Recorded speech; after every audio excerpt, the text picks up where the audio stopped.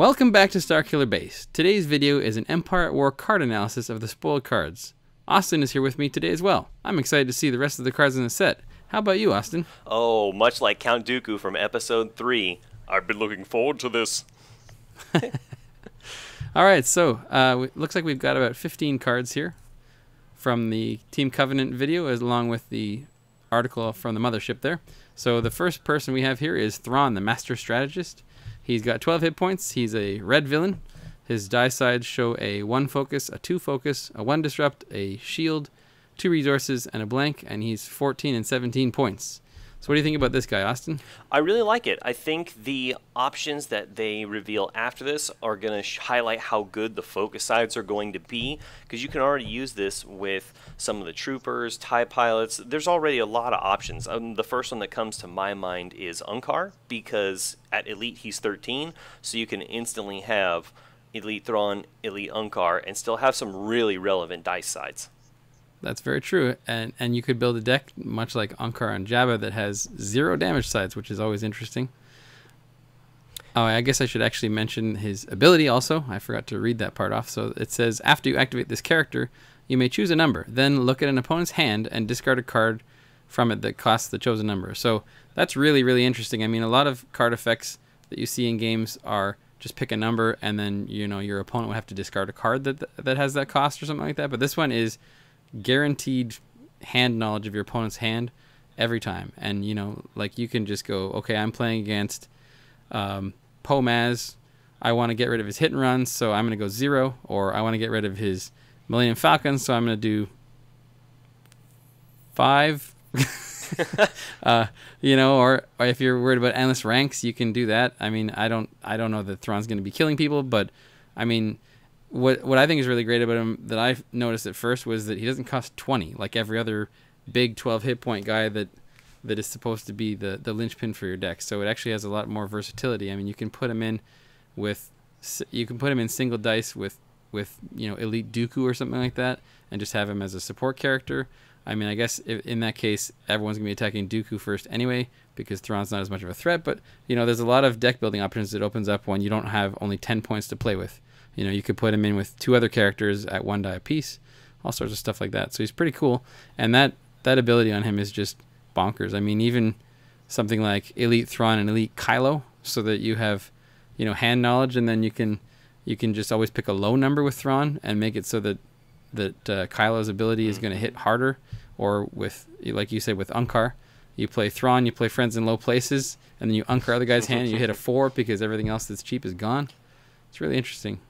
Very. I think my favorite part of that is the 2 resource side, because I mean, that's so far, if I recall correctly, that's the only 2 resource black side that we've seen. Unkar's got the +2 for resources, but this just means if you roll first turn, you could be getting ATST, assuming you have no other characters. I mean, that's crazy. That's super good. Especially with all the red dice and cards, rather, that let you resolve increasing the cost or increasing the damage if it's a vehicle die by 2. There's a lot of really cool options that this opens up, and I think that you're correct in figuring that a heavy discard option is an easy option for Thrawn. Sure, and I mean, even like you go Elite Thrawn, Elite Unkar, you could actually roll 8 resources turn 1. That is just ridiculous. Like, you could play out 2 Crime Lords turn 1. Admittedly, they both go on Unkar, but still, that's just nuts. I mean, you know, and worst case scenario, you roll out a 2 focus on Thrawn, you focus Unkar's dice to a 1 resource and a +2 resource, and you've just got money for days. Definitely, and this is a really cool option too for prized possession, and to really just lock down your opponent's deck. Who knows if you'd be playing the Carbon Freezing Chamber? I mean, you could, because you can just claim it and then swap the dice out. There's no fear of you losing dice when you're running red, and we'll get to that card a little bit later, but this opens up some really cool options. For sure, yeah. All right, well, let's move on to the next guy. Next, we have K2SO, the reprogrammed droid. He's a red hero. He is 15 and 20 points. He has 12 health. His die sides show a 2 melee, a 3 melee, a 1 discard, a 2 shield, a resource, and a blank. And his ability is a really interesting one. It says the cost to play a weapon on this character is increased by 2. And then it goes on to say, after you play or move a weapon onto this character for the first time each game, ready him. So that's a really interesting ability and some really nice die sets. I know you were talking about this before the video here, so you seem pretty excited about K2SO, so why don't you take this one, Austin? Okay, yeah, honestly, I think he's really cool. There's a lot of similarities to what we've already seen so far. These dice immediately make me think of Luke's, just because of the 2 and 3 black side. Luke's got the focus, but K2SO has 2 shields, which is something that you were mentioning. I really like the foreshadowing that this brings, because I assume now that we're going to be seeing hero melee red.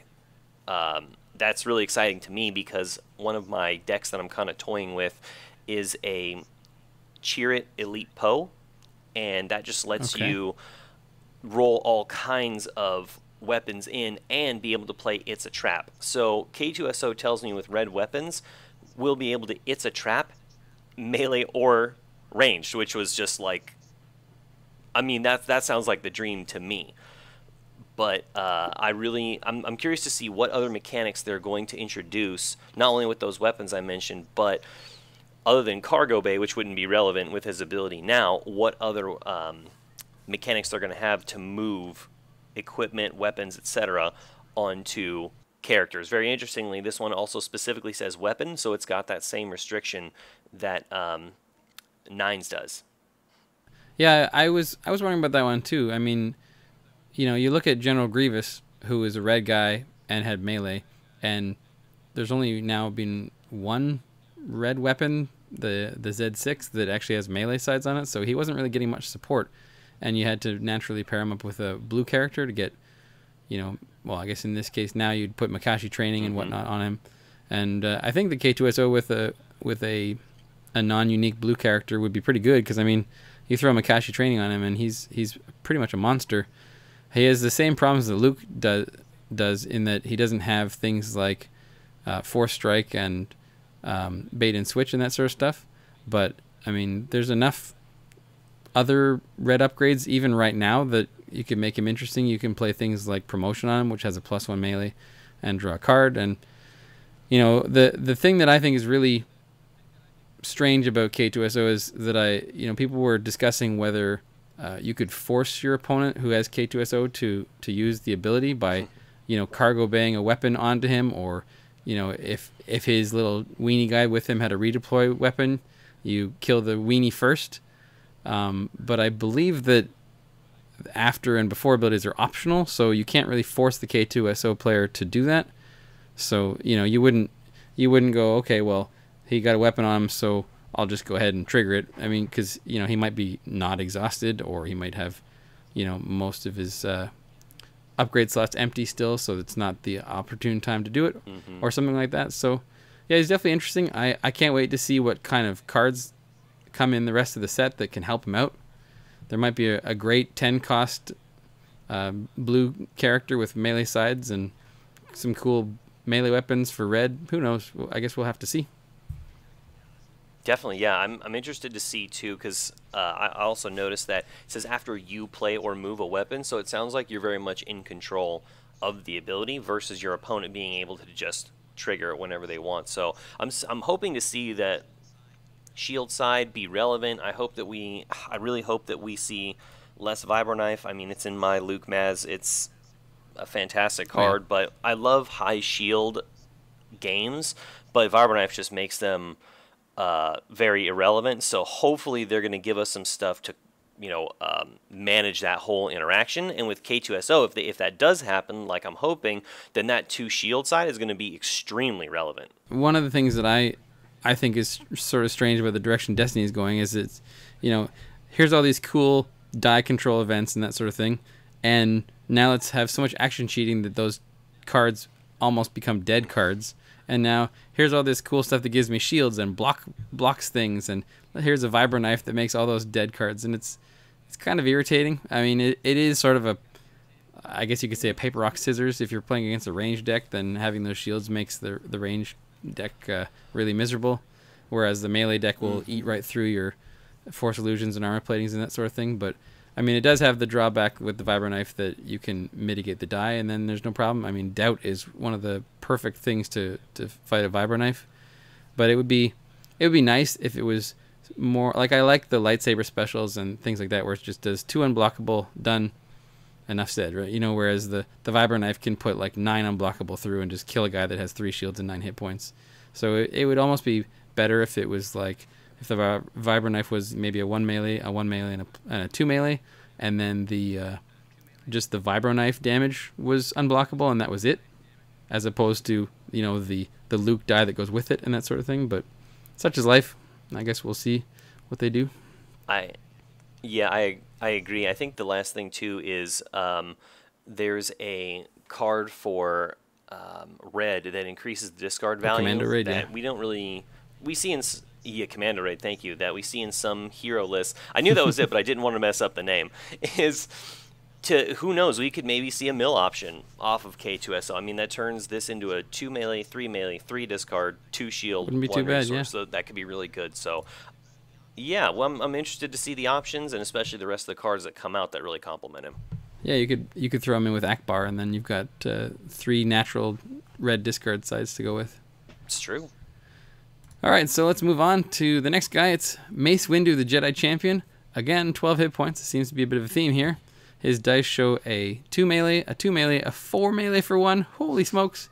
A shield, a resource, and a blank. He is a 16/22, so he laughs at Darth Vader and his piddly 21 points. He's a blue hero. I guess I should mention that part. And he has an action on him which says, remove this die to defeat a character with 2 or less remaining health. That is a really interesting card.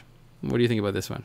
Oh, this first time I saw him, I was like, wow, this is an incredibly high-powered card. This is what I was hoping Emperor was going to be. 3 damage sides, you know, an amazing action. And to me, Emperor fell a little bit short with having 2 damage sides, but Windu looks like an absolute monster. Not only that, being a Luke Maz player, Maz fits perfectly with a 22, so whenever oh my goodness, this is going to be just disgustingly good. Roll out Maz, have Mace at a 4 cost for 1, maybe another 2, maybe a resource, who knows, and then you can just immediately have max value on a 3 damage side character. He's just a great card.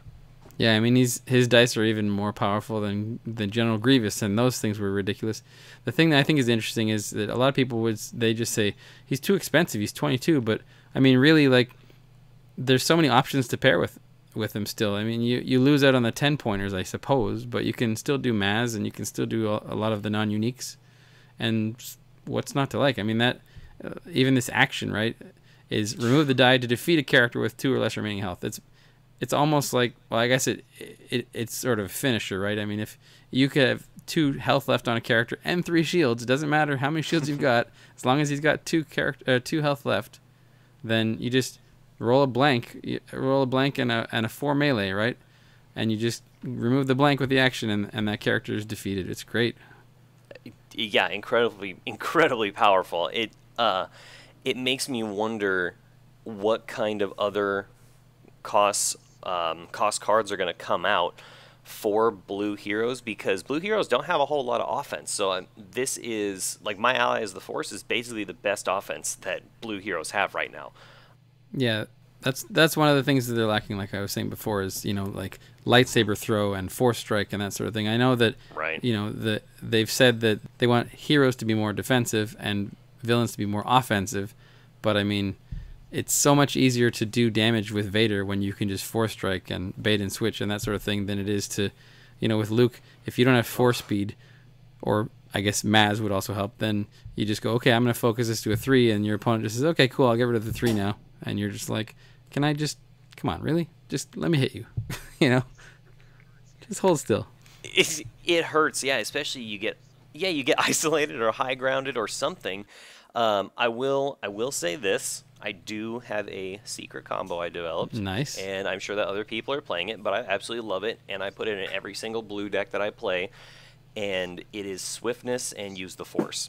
Because my goodness, that will guarantee you what you want, what you need every time. You can do swiftness, use the force into my allies, the force, and hit immediately for 6 damage. Granted, you'll have to have 4 money for it, but that's the only other way I've found. It's a poor man's light side force strike, but you can do it with any side, so it's pretty neat. I definitely recommend that you guys try it out. Swiftness and use the force. See what you can make with it, but it's a pretty cool combo. Well, I mean, if you had the money for it and you had Mace Windu out there with a 4 melee for 1, Don't you say and it. like a +3, holy crap. You know, or I call it a blank on Mace Windu and a +3 melee. You use the force with swiftness, you play my allies the force. Good God, you'd have to have a lot of money to play it, but I mean, you resolve the 4, and then you resolve 7 after that. I mean, that's practically every character in the game dead. Yo, definitely. And the funniest part is, talking about being rich, I mean, that's what I like about the design of this particular Luke Maz variant. I didn't get the recipe from Star Wars Destiny database or anything. I just made it myself, and I threw Long Con in there. Okay. It's fantastic because I also have cheat, so I can get anything back that I need. Someone discards, oh, I got rid of your reversal, which I'm running 1 of. Cheat Long Con, get reversal back in my hand. Next time, play Long Con.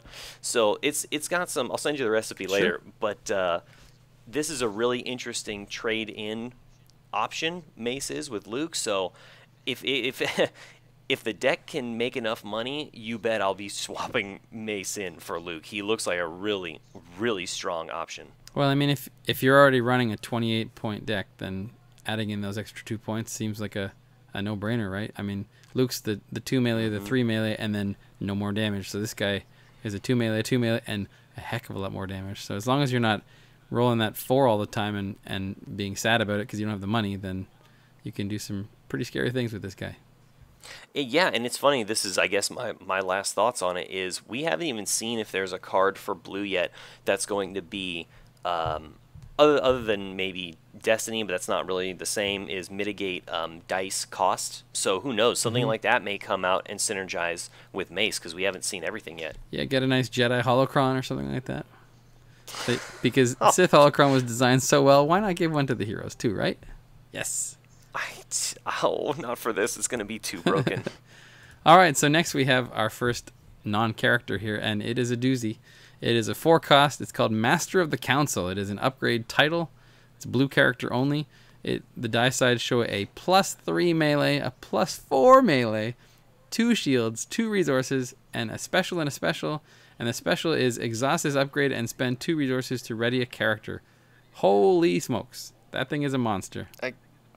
I can't. It's so good. And I don't know who we might want to put it on. Maybe Mace Windu. That's cool. He'd be pretty good. If you want. Yeah. Now, I should mention it is unique, so you can't have 2 of them on him. But, I mean, there isn't a lot of stuff that dies to 2 that doesn't die to 1. So I wouldn't be too worried about that. Yeah, I really like here, too, that in my opinion, you will never need to play or resolve 2 of these. My first thought is, turn 1, Mace rolls the 4, Destiny, instantly play it on Mace. Oh, yeah. Like, you've spent no money, and now you have tons of money for his 4 damage side, etc. I see this as being like the other upgrade being 4 speed and something else supporting. Like, you will not need many upgrades with something this powerful in hand, especially with a 2 resource side. They keep putting 2 shields on these cards, so I'm really hoping that they're going to be more relevant. Like, maybe there's going to be something that blocks Vibroknife, I don't know, but if Vibroknife is still going to see as much play, moving forward as it does now, then that may be a little bit of a dead side in those matchups, but against Pomaz and everything, it'll still be strong. I'm sure that Mace Windu wouldn't shy away from a Vibroknife being played on him to help him out anyway. So yeah, this is definitely an interesting one. I mean, you can even use premonitions to put it into play for free. I mean, it's sort of like I'm probably wrong, but it's sort of like the Rise Again for heroes, in that it's an expensive thing that you want to get out with the premonitions. But I mean, that special is really interesting too. I mean, obviously you'd probably want to roll in the +4 melee and just kill something, but I can't think of any side on that die that isn't great. I mean, if you've rolled in Mace and resolved like 6 melee damage with his die sides or a vibro knife or something like that, and you roll the special on Master of the Council, and then you can pay 2 resources to ready a character, why not him, right?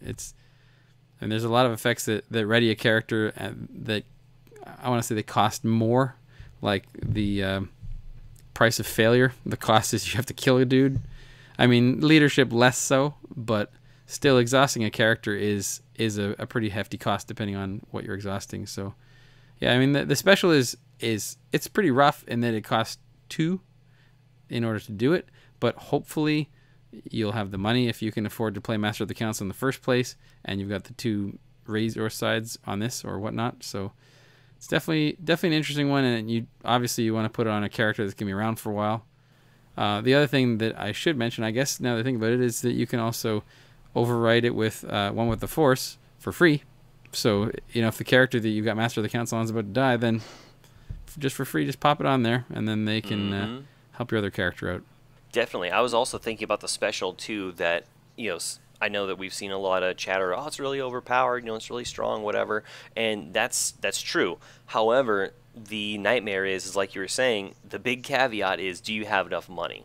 Because if you roll the special and you have 1 resource, it's a dead side. Let's say that you have the 2 resources. You roll it, cool, activate, and then you reactivate Windu.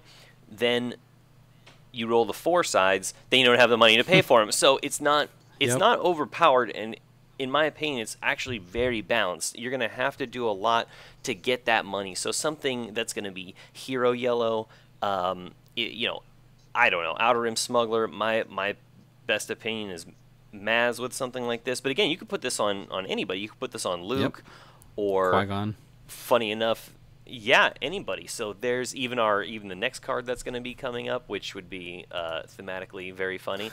But overall, I think that overall it's very balanced, especially if you hit the resource sides when you don't have any. I wouldn't say that you get punished, but you took a risk, and it didn't exactly pay off. So I don't think this is going to be an automatic win every time, but I definitely like the perfect dice sides and the options that it opens up. I'm really looking forward to playing for this sure. one.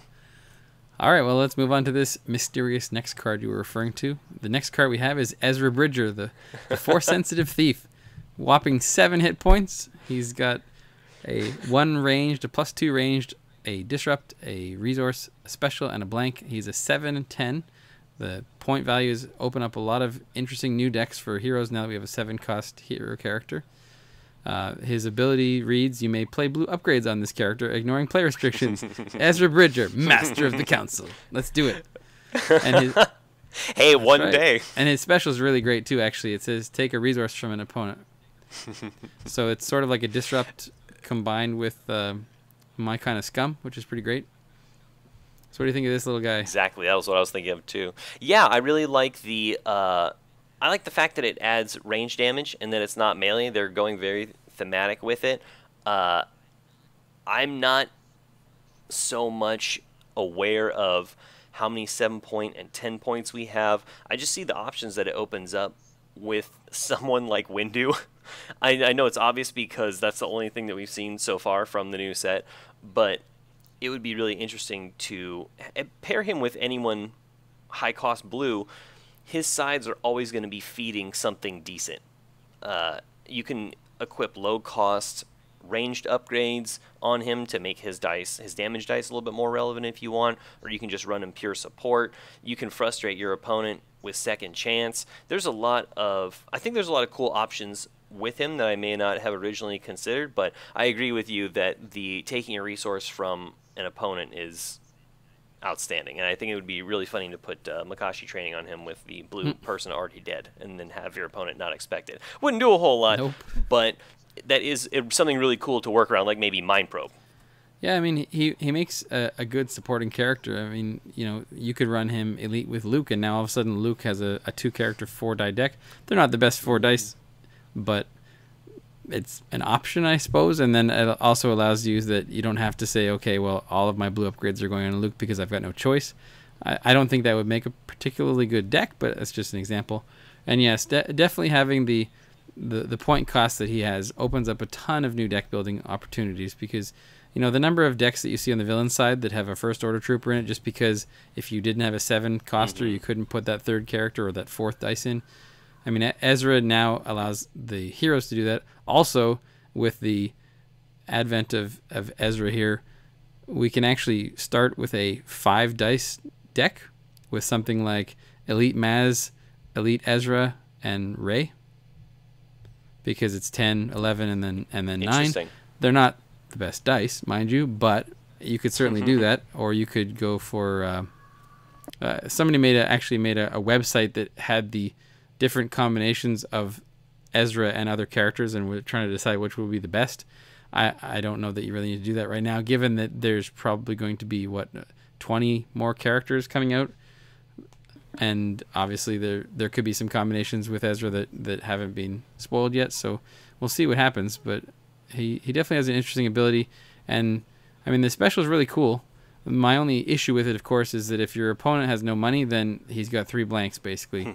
So,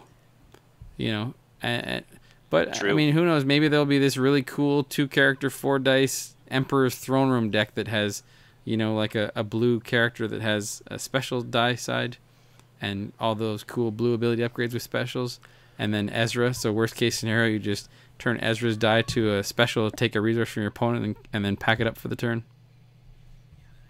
Yeah, and I think that's a great way to close out any turn. And the last thing I was thinking of with Ezra was he's a really good target for force speed, because if you don't put any upgrades on him, like if you don't, it's kind of like the Tusken Invader Raider.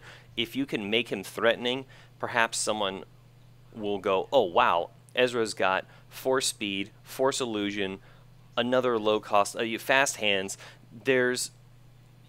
It makes him really threatening, and not only that, it fleshes out him as a support. So I think there's going to be some cool stuff with him, but we'll just have to see. Yeah, and I mean, worst case scenario, a lot of the time you roll in your weenie character with 4 speed, and then you resolve 4 speed, and then roll in your big character and hope to get a good roll and smash your opponent. So he would definitely allow that, and I didn't actually think about that he can take 4 speed and fast hands because of his abilities. So that's kind of cool. His dice still are really bad, but but at least he can do that. Yeah, well, honestly, anything that can action cheat in any way, shape, and form is always going to supersede excellent dice. Because if you can a friend of mine when I was playing Yu-Gi-Oh always said it doesn't matter if your strategy is better, so long as you can do it faster, you're going to win. Yep, that's fair. If you're getting to your win condition faster or completing your strategy faster, that makes a lot of sense. All right, so next up we have a card we haven't seen in a little while now. It's Sabine Wren, the Explosives Expert. This was not technically spoiled, although at the Star Wars Celebration there was some sort of panel, and they gave out, I can't remember if it was 3 or 5 full art versions of Sabine Wren, which have sold for stupid amounts of money since then, apparently. She is a yellow hero. She is a 15/20 with 11 health. Her die sides show a 2 ranged, a 3 ranged, a 3 disrupt for 1, a 1 shield, a resource, a blank, and her ability reads, before you activate this character, you may play a weapon from your discard pile on her, decreasing its cost by 1 if it has the word thermal in its title. Whew. It's pretty spicy. Agreed, especially with thermal detonator, and that you have to get rid of it. This also tells us, we're going to see another card coming up soon too, but this tells us that they're going to be looking more into maybe not archetype specific things, but certainly they're leading with thermal on this so far. So it tells us there's going to be a little bit more, maybe some thermal reds. Who knows? I mean, it would stand to reason, but I guess we'll have to see. But I hope the ability is going to be as useful and incredibly strong as it seems. It's kind of like a similar to IG-88, but a little bit weaker because it's not anything, but it's still nothing to sneeze at. I actually think it's less versatile, but I think it's actually a better ability because it's a before ability. So you've got your 2 resources from the start of your turn. You've got a thermal detonator in your discard pile. IG-88 has to roll in. He has to hit a special. He has to resolve the special. He has to put it on, and he can't do anything with it until the next turn, right? Whereas she can go, I've got my $2. I'm going to roll her in. I'm going to spend my 2, put a thermal on her, roll that in with her because it's happening all at the same time. You could roll out 6 range damage and a thermal detonator special. For like it's true. I mean, you could do it turn 1 technically if you roll in your other character first and then discard the thermal to re-roll a die and then just go boom. And that's just ridiculous. The potential is nuts. The only thing I'm concerned about is, given the plethora of different characters in the game, I hope they don't just start making cards that are just good for one character. Like if there's 4 thermal cards and they're okay for other characters, but the fact that you can only use them one time and they cost more makes them so that you don't really play them unless you're playing Sabine. That could be kind of unfortunate. I'm also getting concerned about the number of 20-point hero characters I'm seeing because it's just like... Agreed. You know, I guess you could put her in at 15 points with 1 die with some other stuff, but I mean, generally you don't want to do that sort of thing. So it's kind of a tough call, but I'm definitely interested to see what other thermal cards there are coming out. And I mean, even without the ability, she's pretty darn strong. Certainly, and I like the inclusion that you were talking about of another 10-point elite. So that, again, the obvious pairing that we've seen so far is her and Ezra, not only thematically, but that puts them at elite, a perfect 30.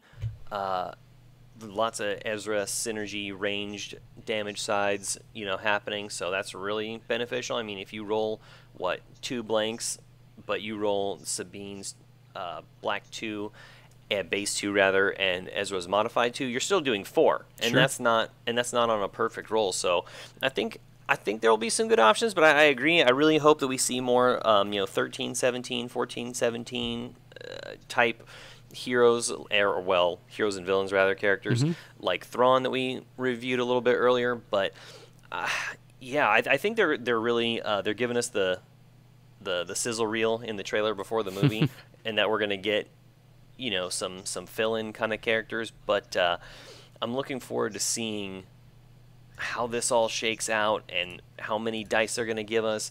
I'm curious if, because of the whole Poe Maz situation, if they're really looking at character costs versus just going in with dice value. Because I remember there was a video that Team Covenant did with Lucas, the lead designer. He was talking about how the dice, they try and base it off of, they don't avoid combinations in points. They just base it on how strong the dice are. So I hope they kind of consider everything moving forward now. It seems like they are with Ezra's cost, so that gives me a lot of hope. And yeah, it should be interesting to see what else comes out. Honestly, I couldn't wait to say this is blue villains. I'm excited to see what we get for blue villains. That's my favorite archetype, and hopefully they get something real spicy. Boy, I hope it's a whole bunch of really great blue ability upgrades. Oh, good times. Yeah, agreed. Blue villains need them bad. Yep. Okay, so next we have quite the monster. It is the LR1 Sonic Cannon. It is a neutral red support. It's a support artillery. It costs 5. The die sides are a 3 ranged, a 4 ranged for 1, a 5 ranged for 2, a 6 ranged for 3, and 2 blanks. And it says, before resolving this die, you may exhaust one of your characters. If you do, you do not have to pay the resource cost on this die. That is nuts. Wow. I know we were talking about this a little bit before the show, and there's some really interesting options that this... I mean, I hate to say interesting in the interest of fairness. There's some really powerful and almost overpowered options that this opens up with Poe. So I'm really scared to see how this is gonna come out. But I hope that I see it the way that the designers intended, which is in a lot of trooper decks where you can use terrible cards like Drudge Work to get resource, or just have extra characters on the field like 2 stormtroopers, 2 TIE pilots. But now you're rolling in for a 6, which is, and this is on a neutral, and that's 1 better than an ATST, but you're paying 2 more because the ATST is the 5 with the 1 cost. So yep, I'm a little bit nervous about it, but only time will tell. But if Poe can throw this exhaust Maz and end a turn by doing 6 damage for free without trying, and then I hate to even suggest this because I don't want to put it out into the universe, but if you cheat, put something else away, and then just get the cannon back. Sure, why not? And then claim again. I mean, you've just done 12 damage, and then your Baze or Darth Vader or, Darth Vader will need one more, of course, but that's assuming you haven't hit him at all. And if you haven't, then it's turn 1 or 2, and you just did 12 damage. So it is concerning to me, but hopefully that'll also incentivize people to go for Maz first. Yeah, it could at be. At least change up the game style. Well, I mean, now with the errata to fast hands, I think that Maz is actually probably a bigger target because, I mean, if your opponent, if the Poe Maz deck is running Emperor's Throne Room, then as soon as Maz dies, he's only going to get to resolve one of his dice per turn if you can control the other one all the time. So it's pretty good. But actually, this obviously Poe can make use of this, but one deck that I've been seeing getting a lot of traction lately is actually Elite Unkar with 2 TIE pilots, because the TIE pilot dice fuel Unkar's ability really, really well, and it's actually built to be a support deck, because when you roll in a Slave 1 or whatever that has range damage sides and your opponent can't mitigate those dice because you've got TIE pilot dice in there, they basically just sit there watching the 3 range plus 3 range plus 2 range 3 range, and they're just like, I can't do anything about this, and it's about to rip my face off. So being able to get this out there, I mean, you roll the Sonic Cannon in, and if you don't have any money, you're pretty much guaranteed to be able to resolve Unkar's ability with that die alone, practically. So it's pretty interesting. The fact that it's neutral is pretty great because it actually doesn't make it so that there's only one side that will use it better. Although with something like a First Order Stormtrooper deck or some sort of 4-character list, you can much more easily, quote-unquote, pay for these sides by exhausting one of your characters. The other thing is that double blank is it looks bad, and it makes sense they have to balance it, but it's actually really interesting because you can use it with cards like Nowhere to Run, and we have them now to set it whatever you want to. I was thinking the same thing. I think that was a really good observation with Unkar. It was funny. Yeah, definitely Nowhere to Run was my first thought of just set it to whatever you want and then go ahead. If you have no money, perfect. You still get 3. That's exceptionally good. And it's cool because then if you can't pay for the side, just Unkar the dice away. But I like, too, that heroes can get a use out of this. I don't know if it's very thematic, but it'll be interesting to see what next hero stuff gets released, how they can use this and have it not just be villain only, other than Poe, of course. I almost put Poe in his own category. Well, sure. I mean, you could also run it in... I'm just trying to think of other support decks. I know the Empire at War set is supposed to be focused on supports. That was what Lucas and Jeremy said in the Team Covenant video that they talked about, which is really cool. So I'm sure there's going to be a lot of more interesting stuff to talk about once the set is spoiled and we do our card analysis video.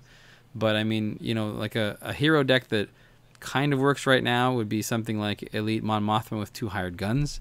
And, when you're using Quad Jumper to get the Sonic Cannon in for the resource cost for the turn, basically, you pay 3 for the Quad Jumper the previous turn, and then you scrap it to put the Sonic Cannon in for 2 this turn. I mean, you've got a hired gun that can exhaust to pay for the 6. You got Mon Mothma that can focus it. It's pretty ridiculous, and I haven't really spent too much time thinking about it, but I'm curious what C-3PO would do with this. Oh my goodness. Because I'm pretty sure that C-3PO's wording would allow you to use his ability to resolve any of those die sides, plus also you could exhaust the character to not have to pay for it. So you could basically just go 3PO, 6 range for 3, exhaust the character, I'll take 6 resources, and then just play it whatever the hell I want next turn or something like that, right? Another cannon. Exactly. Why not 2, right? Mm-hmm. The other thing that is important about this is it's not a vehicle because it can't get rocket launcher special, which is a big deal. I know you don't see it too much, but with all the FN decks out there, when people are playing out Millennium Falcons and Black Ones, they can get blown up by rocket launcher specials pretty easily. So Launch Bay and the Sonic Cannon are actually safe from that because they're not actually vehicles. Yeah, that's a really good observation. It's like Ascension Gun is not a weapon; it's an equipment, that kind of thing. Yeah, I thought that was was weird too. Yeah, it's very odd, but it's funny because I thought about the Ascension Gun and I looked a little bit more at the art in the background, and it looks like the gun that they use in Episode 1 in Phantom Menace to ascend the palace and invade during the last act. So I was like, oh, well, that's kind of cool. I mean, it's Phantom Menace is not cool, but that inclusion, the inclusion of that was very interesting to me. And it's funny because I'm glad you said hired guns. That made me think instantly of Planned Explosion. Oh my goodness. If you can play this with Akbar and 2 hired guns, Mothma, 2 hired guns, if you can slap some second chances on there, Planned Explosion could become a lot more relevant a lot quicker. Well, see, I tried building that deck because on paper it's the perfect deck. It's got tons of hit points. It got lots of damage. It's got double focus. It's got everything like that. You can do second chances. So if you're playing against a Crime Lord deck, you just laugh at them. But every time I try to play it, it just doesn't work. But that's definitely true. The Sonic Cannon with Planned Explosion would be bonkers. Definitely. All right, so let's move on to the non-die cards here. We have the first one is a 0-cost event. It is a red villain card called Prepare for War. It says play only if this is the first action of this round. Quote brackets. No player has taken an action. Gain a resource. What do you think of this one? Well, seems good. It's a very specific set of conditions. I see it. I see it being as like a turn 2 kind of thing. If you lose the battlefield, then you go, okay, claim. Next turn, you spend the 1 action to get the resource. Could be good, could be slow, but it's kind of like mini logistics, or maybe some might say better. I'm not sure, because then you can just immediately use your dice for range damage. Could get you into the action faster, or it could kind of slow you down. I'm not real sure, but I like the idea of cards that are gaining resources, or at least help with the mitigation. Like one of my favorite cards is, I'm using it less and less, but is Imperial War Machine. Yep. That's a great card. Yeah, so like anything that you can get help with in the deck for resources is going to be a big one. Again, Blue Hero suffers from that also, but it's good to see that this is villain only, because heroes have a lot of good way to get resources, very thematic, but yeah, I hope to see some good things from it, but all in all, it doesn't look game breaking. Yeah, I agree. I mean, it's nice that there are resource or economy cards. Like if you look at logistics, Imperial War Machine, and this one, they all more or less do the same thing, but at different times, so they'll work better for different decks. Like for example, with the Death Troopers, you don't run logistics because you need to have a resource side, and they don't have resource sides. Whereas this one and the Imperial War Machine, you could use them. The issue I have with this one is that it is like it'd be one thing if it was play only if this was your first action in the round. That'd be okay, but the first action in the round means that if your opponent has the battlefield and they're first, that card is dead. You know, so you need to be running it in a fast deck, and even then, your opponent might outclaim you and make it a dead card. So it's a pretty tough one. I'd like it better if it had ambush or something like that, but I think that I guess we'll have to see how it goes. But I'm not a fan of this one. I think that either of the other two would be better at this point, but we'll see.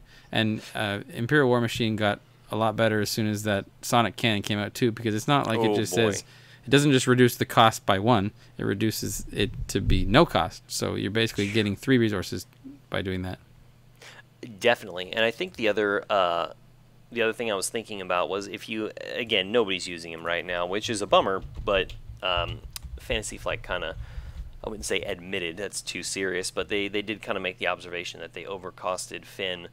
You could bring the baton into a hero deck and something like that, as far as red weapons go, like I was talking about earlier. But I think that you're correct on all counts with this card, Prepare for War, but we are going to get to another card or two that's, going to kind of move around that, but you also have Lockdown to secure the battlefield. I don't know, yeah, it seems very clunky, but hopefully it'll have its spot, but you're totally correct. It's very, very situational.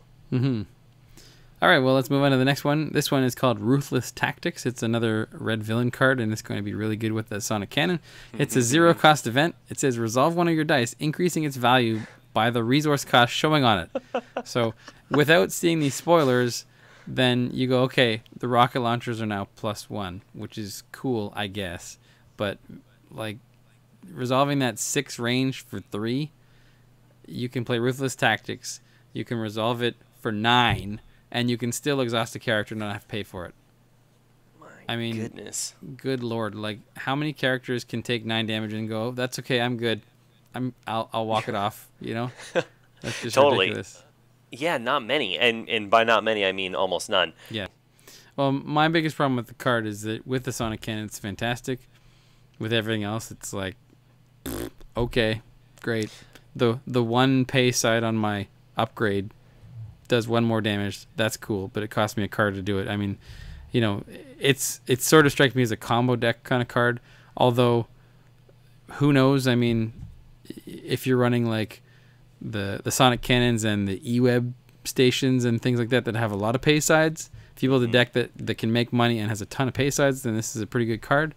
But I guess we'll see. I mean, you know, the interaction we've seen, it's fantastic. Everything else is kind of crappy, but we haven't seen the rest of the set. It may be amazing.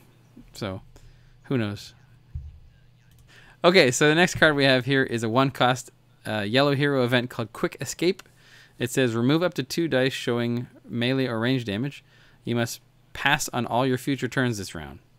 So this one is really interesting. I mean, it definitely has a cost to it in that, you know, obviously, aside from the obvious, they cost you a card and a resource. I mean, if you can get rid of 2 really good dice, it's fantastic. But the thing is, you're basically leaving everything else that you have out on the board. You're passing on all your turns, and that means that you're not going to claim because you can't. You know, best case scenario, your opponent also passes because they forgot, and you keep the battlefield from the previous round if you had it. But I mean, it's almost like a desperate escape more than anything. But it could be really useful in the right situations. You know, Vader rolls in 3 and 3, and you just go, you know, he's only got 1 other die, and you know your guys are shitty, so you just go, okay, that's cool. But I mean, even at that point, you've basically given him a claim. You've spent half of your resources for the turn and a card, and given up all of your dice for the turn. So And done no damage. Yeah, you need to play it in a fast deck that's done most of their stuff already, and then can, you know, get rid of it at the end there, I guess. Yeah, and I don't... When I saw it at first, I really liked it. But as I'm looking at it more, I'm liking it less and less because I would much rather... Like you're saying, in a Vader deck, they're not going to be rolling out a whole bunch of dice on the first few turns. And Vader dice are always relevant no matter what round it is. So this would stay relevant in that specific scenario. You know, don't get me wrong, it's not going to be perfect in every one. But I would almost rather play Negotiate here because Negotiate removes dice. Quick Escape removes dice with damage. Like, at that point, I would much rather play High Ground. I'm someone who claims very frequently. I very much like to keep the tempo in my favor. I'm sure most players are like that, but it's neat that this doesn't require you to, you know, have the battlefield, but you also, with High Ground, you don't forfeit all your turns afterwards. So that's true. Maybe there may be, again, don't know what else is coming out, but maybe this is just the first of many post-claim or late turn abilities. I was thinking the other thing that you could just run is, I believe it's Secluded Beach, where you can just remove a dice that's showing range damage. So there's a lot of, in my opinion, there's far better options than this card so far to get rid of dice. Loft Cannon Mouse is really popular right now in most hero decks. So yeah, I mean, I hope to see some interesting synergy, but I mean, it may not be so bad once Empire at War is released, given that, you know, it's focusing on a lot of supports. So, you know, if you can remove a couple of big support dice with this card, the support decks are slower, so you may have resolved most of your dice already. Like if you're playing a Luke Maz, you've always resolved your Luke dice, and the guy rolls in a 6 for 3 on his Sonic Cannon, you go, yeah, you can get rid of that. The other thing too is, we'll see a bit later, is the battlefields that they're starting to release, or at least one of them is as a passive ability rather than a claim ability. So, you know, the battlefields are less impactful in that sense, and you may not care that you don't end up with it at the end of the round. So we'll see. Definitely. I think something that would be kind of cool if they released a battlefield would be like play an event from your hand, as a claim action. Because then this would be 1,000% worth it. You go, great. It's better than Beach in that case because you choose the dice. It's 2 of them, and it's ranged or melee. So like you're saying, yeah, let's say the ATST and Sonic Cannon are out. They're both showing, 5 and 6. Let's say it's 3 and 3. You can just play it from your claim, play it from your hand, and then you don't have to pay that penalty because you're the one who's claiming. Yep. So could be good if that's a battle crown that gets revealed in the future. All right, so let's move on to Thermal Paint. We got another card with the word thermal in it. Hooray. It's a yellow hero card. It is an upgraded as a weapon. It costs 2. It says after you activate attached character, force an opponent to choose and deal 1 damage to one of their characters. Then you may discard this upgrade to deal 1 damage to that same character. It's interesting. It's sort of an attrition card, like a Planetary Uprising sort of thing. So if you had, obviously you're going to play it on Sabine. I suppose you could just play it on any character. It costs 2, and then every time you activate the character, your opponent takes a damage. So, if you're playing a fast deck that is yellow-red, and you've got Planetary Uprising and a couple of Thermal Paints on people, that's pretty ridiculous. I think it slows down a bit when you have to discard it to deal damage to a character. It obviously has a pretty high cost. I don't, I'm going to say it now, and my opinion may change later, but I don't think I would play anything that didn't have Sabine in it, because it's much better to, to just, okay, before I roll on Sabine, I'll pay 1, I'll slap this on her.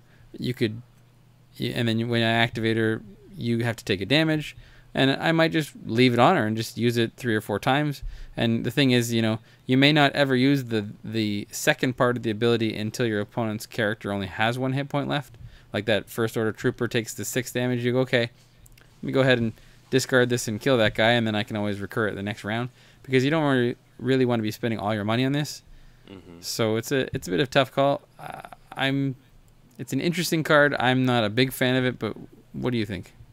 Well, the thing is, I learned from different video games, card games, a card could be cool, interesting, really neat. How effective is it? I mean, I hate to just revisit this immediately, but looking at Master of the Council, I just played 2 more, get a perfect dice with a +3, a +4, 2 resources, and the option to ready a character.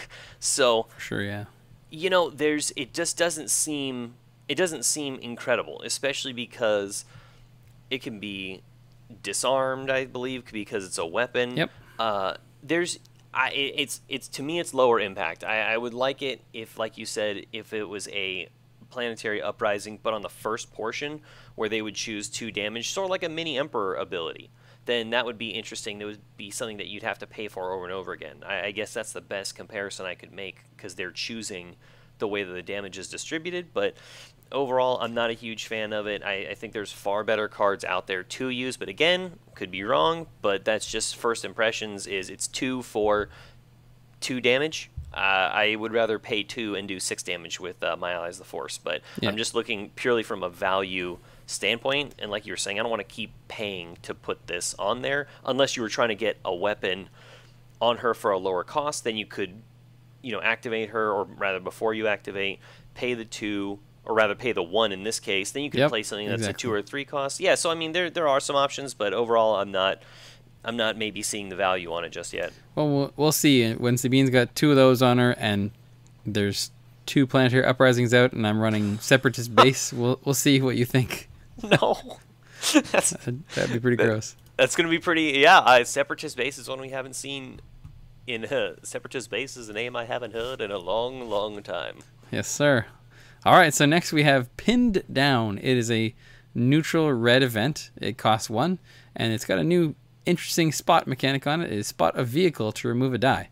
So this is definitely something that we see that's helping us with pushing supports out, in particular vehicles in this case. So you'll probably be seeing decks that run this will be running speeder bike scouts and first order TIE fighters and things like that, the 3 cost vehicles, because I guess you could run smuggling freighters if you wanted cheap vehicles. I'm pretty sure they're vehicles, but then you've You're got the right. problem that you're running smuggling freighters. So maybe not, but it's really powerful. I mean, it's basically a flank, but it has a different condition. So as long as you got that condition, if you got enough vehicles in your deck, this could be pretty fantastic. I mean, you could in that Unkar TIE Pilot deck, you could run flank and pin down. Oh yeah, And wow. chances are you'll have a vehicle out there, and you've got 3 characters, so odds are you'll be able to flank people too. So as long as you can afford it, that'd be a lot of pretty good die control, because there's no restrictions on what die it removes. It always bothers me when it's like, okay, only a character die. Nope, can't be more than 2. You know, all this sort of stuff. It's just like, let me just get rid of a die. That's it. Definitely, especially like with specials and everything. There's Rebel Assault that says don't remove damage, but remove specials and other stuff. Like there's a lot of the irritating conditions are removed with this, and I like this because again, my mind goes right to Pomaz, where this encourages them to stay in the game longer and not just auto resolve necessarily. Like they want to play that vehicle to get more dice mitigation, to stay in the game a little bit more. So hopefully this encourages, like you were saying, they were talking about supports. Hopefully this card, I was very glad they revealed this, because we needed to see the support that they were talking about, not just here, oh yeah, well we're going to do it, but this is a great card that proves, hey, yes, we are really focusing on making the game a little bit longer, but with like that cannon, not too much longer. So I like the support level that they've released so far and showed us, so hopefully it encourages a little bit longer games, more chess style. Well, I used to play Warhammer 40k Conquest, the LCG, and in that game, any unit or any character, whatever you want to call it, that cost more than 4 was called an elite. And the thing was that the game did not favor elites because it was too much of an investment in one place. And one of the things that they decided to do was they wanted to make elites more relevant. So they released a cycle of cards where it was just all about elites, like little guys that make elites on your team better and that sort of thing. And it got to the point where there was some world-class decks full of elites. So they may be doing the exact same thing with supports with this set. And once it's released, you might be blown away by the amount of damage these things can put out. And it may slow down the game entirely. Like, you know, if I'm running a battlefield that is not impactful, like the one we'll see later here, that's just sort of passive, or a Mos Eisley spaceport or something like that, I don't care if you play faster than me, you know? I mean, if you can claim the battlefield 5 turns before I do, but I can pound the heck out of you with vehicles and cannons and stuff, then you go right ahead. Yeah, especially because the claim, that person would lose, I mean, the deflect option. We haven't even talked about that yet for all this range that we're seeing. I mean, really, though, people are, oh, yeah, you know, Palpatine's important to deflect, and that's true, but it's like this whole set, it appears to be making deflect real relevant again. Not that it was ever irrelevant, but I'll tell you right now, to just be able to reflect that cannon, force throw the cannon 6. Well, you didn't need that trooper after all, right? Yeah, and you don't have to pay for that one. Yeah, only the trooper pays with his short-lived life. So I think that they're really trying to establish more of a control. I wouldn't say meta necessarily, because this game is really new. It's hard to lock down exactly what the meta is at this point, but hopefully they're trying to create more of a control matchup scenario, which I really like, because it makes throw really relevant. Even with push, you can blank the sides. There's going to be some really interesting interactions here, and I'm looking forward to doing deflect on that cannon. For sure. Okay, so the next one we have is a 2-cost event called The Day Is Ours. It is a neutral red. It says claim the battlefield even if an opponent has claimed it this round. So the way that I'm reading that is that, you know, whether or not your opponent has claimed, obviously you're not going to play it if your opponent hasn't claimed, I don't imagine. So given that it says claim the battlefield, it is going to give you control of the battlefield, even if your opponent had already taken it, and it will give you the claim effect. It costs 2, it's neutral. That's pretty darn good if you ask me. What do you think of this one? Honestly, I think it's my favorite card out of the set so far, because, again, it just goes back to what we were talking about encouraging longer gameplay. With that, I think the cost of 2 is very balanced, because now they'll have to use dice logistics, whatever, you won't be able to use prepare for war unless you went first. But they're going to have to, they being red decks, both hero and villain, are going to have to figure out ways to save up money, roll in all their supports. It's just going to lengthen the game, because if you don't know if your opponent is running the day as ours, that's a really big deal. If you just snap claim, and you go, okay, perfect, well, I'm all done, and I get to go first, and there's nothing they can do, and then they just roll out all these supports and then just claim. And then you've got a dug in and defensive position you were planning on using the next high turn. Ground, yeah. Or something like that. Yeah, it's really an interesting one. I think that it'll work well with Krennic, because Krennic gets that Death Trooper die if he controls the battlefield. So you can play a slow Krennic deck potentially, and then I actually don't see anyone playing Krennic, but in theory, you could play a slow Krennic deck and then claim the battlefield with the day is ours, even if your opponents claim first, and then still get the Death Trooper die in the next round. Definitely, yeah. This will work well with Lockdown also, depending. It's kind of we're gonna have to see how many cards rely on the battlefield now, but I think this is my favorite card from the set so far. I both love it and hate it, because I know that as a player who claims quickly, this gives Reds even more tools to just take from those with the least to give. So it's going to be real strong, and I look forward to using it. Well, that's actually a pretty good point you raised up with Lockdown, is that Lockdown is 0 cost, it is ambush, and it has the spot 2 red characters, which might be a problem, but it takes control of the battlefield. You don't get the claim effect, but it has ambush and it's free. So you could still play this after your opponent has claimed, and you could still ruin their plans for the next round.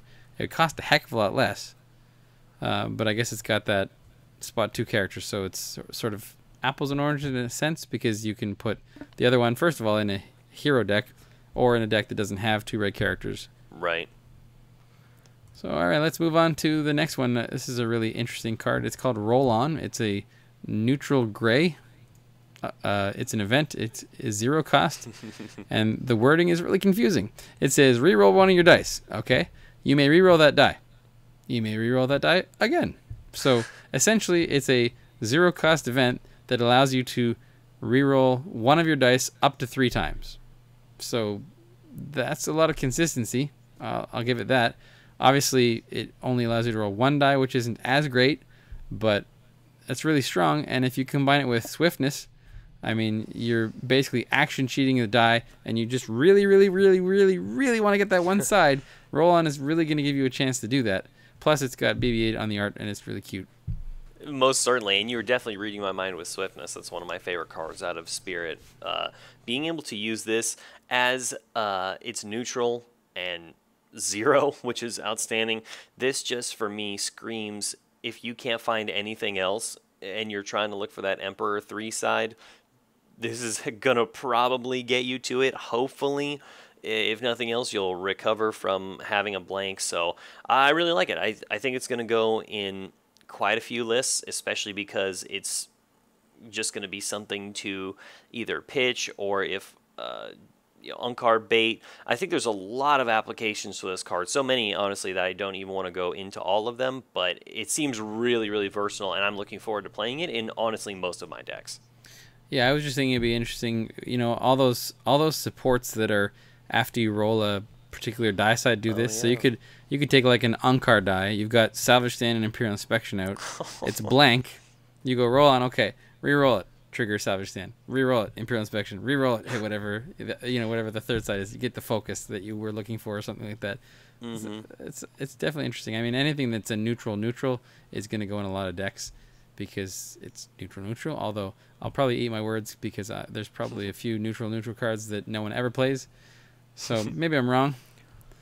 Okay, well, let's move on to our last card. It is Weapons Factory Alpha on Simoon 1. It is a battlefield. It says, while you control this battlefield, the cost of the first vehicle you play each round is decreased by 1.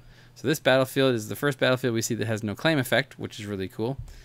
To see, it's opening up the design space to a different kind of battlefield, so it doesn't really matter This one doesn't really matter whether you claim it or not. All that really matters is that you control it. So again, something like lockdown is more valuable in this lockdown. case. Yeah. Yeah, and so obviously this is also furthering the support. Is that anyway? the support of the sports. Of supports. So that's good. I mean, we've already got the darn it. What's the battlefield that when you claim you can play a support from your discard pile or hand for 1 less. So it's sort of similar to that, but this is specifically for vehicles. I do prefer the other one simply because you can play it out of your discard pile, but there may be 6 battlefields like this one that do different things passively, which is really cool too. Like while you control this battlefield, reduce the cost of the first event you play each round by 1. That'd be really, really strong. I would take that any day. Oh, gosh, especially combined with Jyn Erso too. Yep. Sure. So that'd be really strong. We don't see her a lot, so that'd be really neat to see something like that. I guess there's not actually really that much to say about this guy. It is I prefer what it Docking is. Bay. Yes, Docking Bay is. I mean, it's weird because this one is. They both reduce the cost by 1, but the vehicle, like the Weapons Factory Alpha, is vehicle only, and it essentially has to be played from your hand because it doesn't specify your discard pile. The only benefit to Weapons Factory Alpha is that with Docking Bay, you have to do it at the end of the turn or when you're claiming and being done for the round. So whatever support you put into play is being reduced for the next round. Whereas this one, if you got it in your hand and you want to play it out and use it, like whatever vehicle you put in, you can use as the die for this round, which is more relevant than the next round. So it's got a bit of a drawback and a bit of a benefit over Docking Bay. So we'll see which one comes out on top if there's a lot of support heavy decks. Yeah, I really like the idea of differentiating things so it's not just Docking Bay is just overpowered, but I really would have liked to see perhaps and it has ambush added to it, because it's not really, to me, I like Docking Bay better because that'll let you play local garrison for 2 instead of 3, which is a huge deal.